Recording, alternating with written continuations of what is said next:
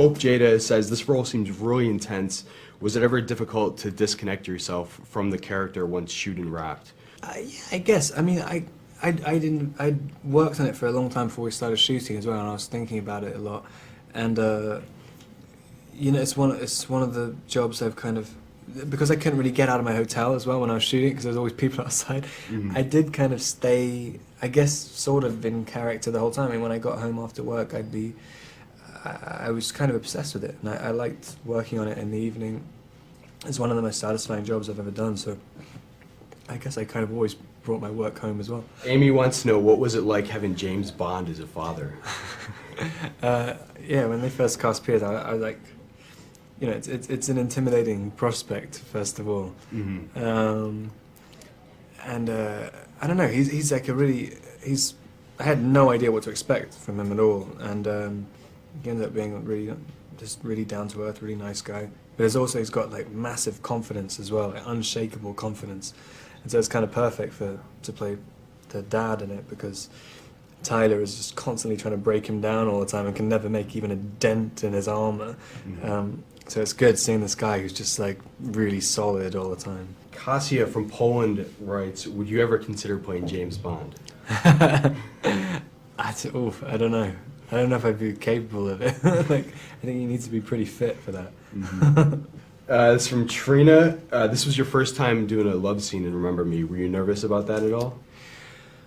It's not my first time, actually. I've done a couple of others and other films. Trina, you're making me look bad. It's always a little bit awkward, but it's just really, if one party is uncomfortable with it, then it makes it really uncomfortable. But I guess like Emily, you know, she's a pretty confident girl. I mean, there wasn't really anything weird about it. This is from Krithi and Prerna from India. They're your biggest fans in India. They want to know, who's your inspiration as an actor? Out of modern actors, I guess Joaquin Phoenix I always thought was amazing, and it's a guy called Michael Fassbender. I think it's really great. Ryan Gosling, people, yeah. This is from Jen with 2 N's. What music are you listening to these days? God, I don't know. Like, I mean, not much. For some reason, I just don't listen to music very much anymore. I don't know why. Stephanie wants to know if you're making music these days. I'm trying. I just bought this like little Puerto Rican instrument. I'm not really sure what it's called. It's like this 10-string instrument. It's a really cool little kind of mandolin guitar thing, which I can take to set with me, and I'm trying to write some stuff on that. Nicoletta wants to know, what's the funniest absurd rumor that you've read about yourself?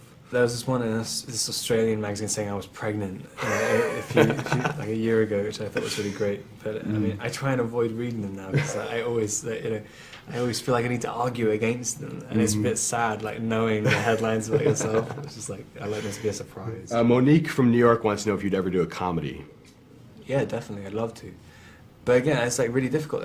Comedies are the hardest scripts to find because most good comedies are like, you know, like Will Ferrell things and stuff, like they're all written for comedians. I mean, it's very difficult to find a comedy which is just, you know, just hanging out. Lisa from England says she gave up Twilight for Lent and it's been torture for her. She wants to know, is there anything that you couldn't give up that would be torture for you? Beer. Like, that sounds bad. Julia in Sweden wants to know, who would win in a fight between James Bond and Edward Cullen? I think Edward has to win because he's like, you know, isn't he like invincible? True. Yeah, it's a bit of a problem. I have to ask this question from TB in Norway just because it was the most creative. Do you feel any responsibility for global warming because you're so hot? That's pretty funny. I do it. It tortures me every day.